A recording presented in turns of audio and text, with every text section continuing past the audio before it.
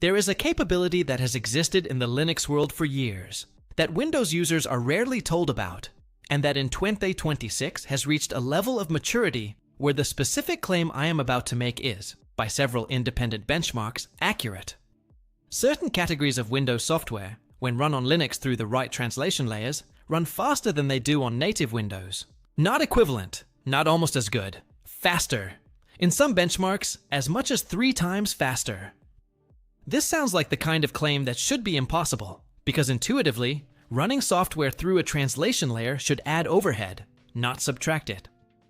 The explanation for why this is possible involves a combination of kernel-level efficiency, scheduling advantages, memory management differences, and the specific way the Linux translation stack, particularly Wine and Proton, have matured to the point where they are not merely adequate, but in some ways superior to the native Windows environment. I want to walk you through what this capability is, the specific categories of software where the advantage is largest, how to set it up on your own machine, and what the broader implications are for the relationship between Linux and Windows as platforms. The capability I am talking about is the combination of Wine, Proton, and the various compatibility tools that have been built on top of them. Wine, which stands for Wine is not an emulator, has been in development for decades. Its purpose is to allow Windows applications to run on Linux by translating Windows system calls into their Linux equivalents in real time. Proton, which is Valve's fork and extension of Wine, was originally developed for gaming, and it has extended Wine's capabilities in several directions, including better support for DirectX, better handling of anti-cheat systems, and better integration with the specific Linux distributions used by the Steam Deck and by Linux gamers generally. Together, Wine and Proton have reached a level of maturity where the performance of Windows software on Linux, in many cases, is not just acceptable, but superior. Let me explain why this is possible. The Windows operating system carries, by its nature, a substantial amount of overhead that exists for historical and commercial reasons rather than technical ones. The Windows kernel has been accumulating layers of compatibility, security, and legacy functionality for decades. The scheduling, memory management, and input-output subsystems have been tuned for a broad range of workloads, which means they are not optimized for any specific workload. The telemetry, the background services, the indexing, the antivirus integration, the update mechanism all consume resources continuously. A typical idle Windows 11 installation is using measurable percentages of CPU and memory for these background activities, even when the user is doing nothing. Linux, by contrast, gives the user much more control over what runs. A stripped-down Linux installation can run with minimal background activity. The kernel itself is more efficient for certain workloads, particularly those involving frequent system calls, context switches, and memory allocation. Patterns that games and media software rely on heavily. The scheduling is more predictable. The memory management is more aggressive about keeping working sets in RAM. The input-output stack has less overhead. When you run a Windows application on Linux through Wine or Proton, the application is running on a Linux kernel that does less work in the background, and is, for the specific operations the application performs, often faster. The Wine and Proton translation layers have overhead, but for many workloads, the overhead is smaller than the overhead that the native Windows environment imposes. The net result is that the application runs faster. The categories where the advantage is largest include specific types of games, specific creative software, and specific development tools. Let me describe each. Gaming is the most well-documented case. For years, the conventional wisdom was that games run better on Windows because they are developed for Windows. Valve's investment in Proton has changed this, and for a meaningful fraction of the Steam library, games now run better on Linux. The specific performance advantages come from several sources. The Vulkan Graphics API, which Proton uses to translate DirectX calls, is more efficient than DirectX 11 in many cases. The DXVK translation layer, which converts DirectX to Vulkan, is well optimized. The Proton compatibility layer adds less overhead than the Windows runtime in specific game scenarios. And the kernel scheduling is better suited to the patterns that games produce, particularly games with many threads and high interrupt rates. Benchmarks have documented this in specific titles. Some games that were developed for Windows now run at higher frame rates, lower latencies, or both, on Proton than on native Windows on the same hardware. The specific games vary, and not every game benefits, but the list of games where Linux has a performance advantage is longer than most Windows users would guess. For recent AAA titles and for specific indie games, the pattern is now common enough that it is no longer newsworthy in the Linux gaming community. It is just expected.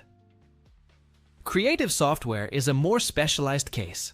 Software like Photoshop, Adobe Premiere, and certain professional audio workstations was traditionally Windows first or Windows exclusive, and running them on Linux through Wine produces mixed results. For some creative software, performance on Linux matches Windows or exceeds it.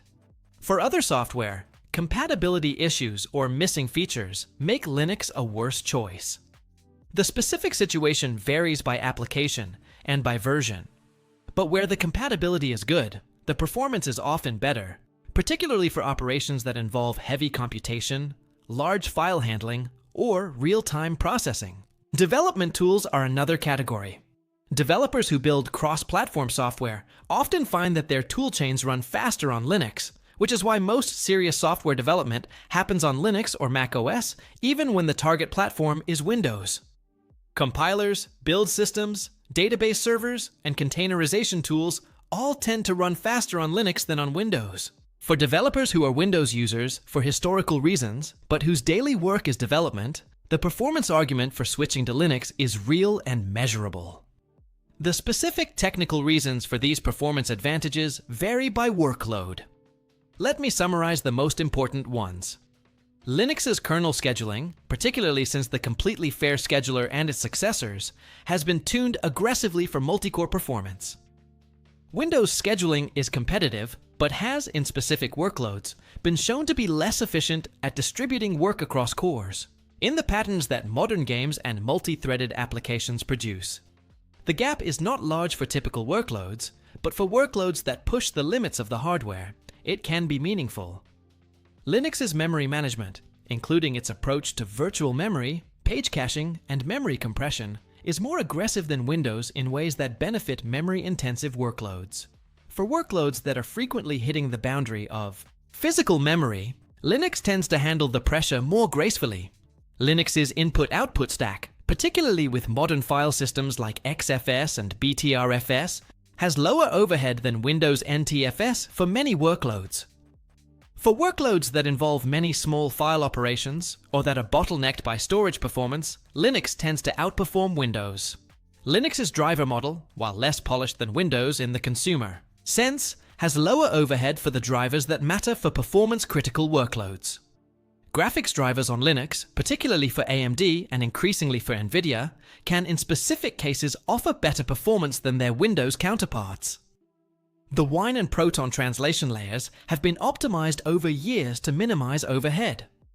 The modern versions of Wine, particularly with the work done on DXVK, VKD3D, and the Wine kernel module, add little overhead for the operations that matter.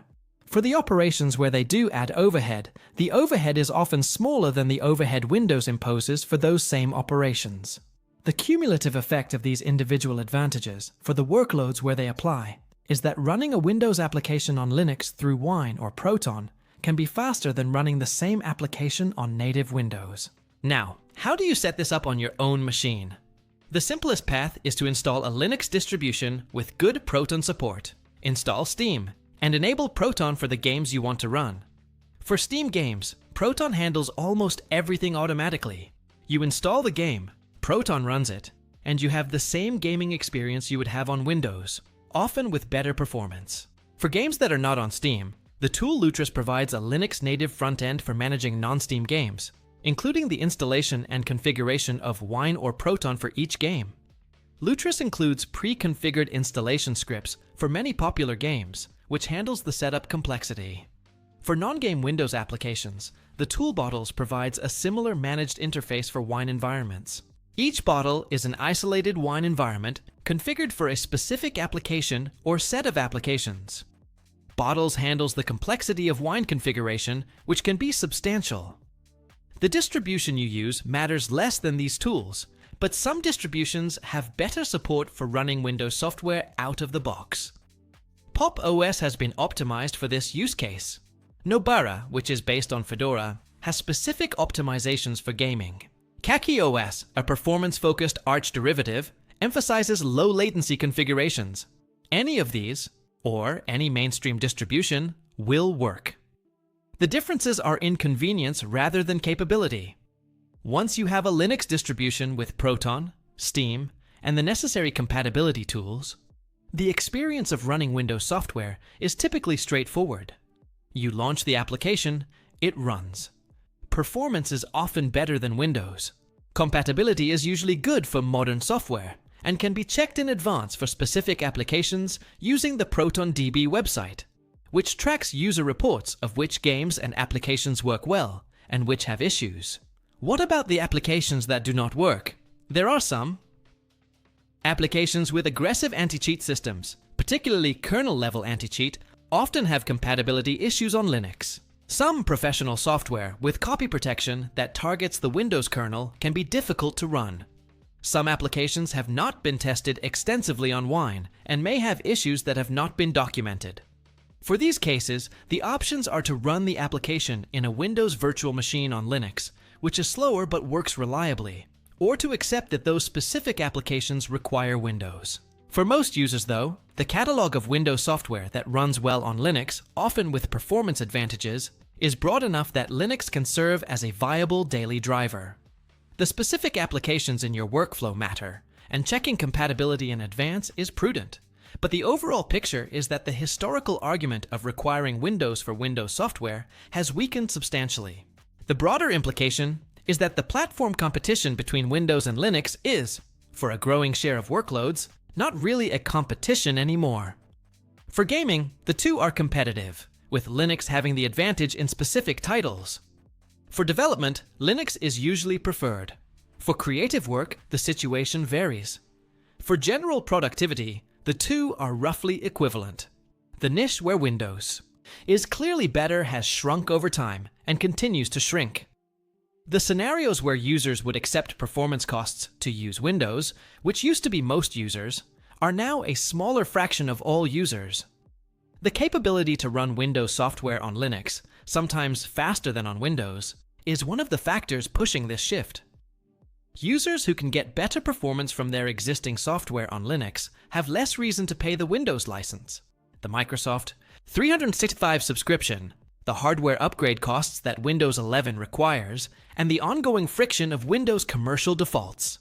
The economic argument for Linux gets stronger every year, and the technical arguments follow suit. Subscribe for the next video, where I walk through a specific benchmark comparison between Windows 11 and Linux with Proton, running the same games and applications on the same hardware, with the specific settings and tools used for the comparison documented. I will also cover the categories where Windows is still the better choice, because not everything favors Linux, and honest coverage requires acknowledging where the other side wins. In the comments, tell me what specific Windows applications you have been reluctant to leave behind, and I will try to address compatibility questions for the specific tools that matter to you. The shift in platforms is, at its core, a shift in which applications can run where, and the details of your specific workflow are what determine whether the shift makes sense for you.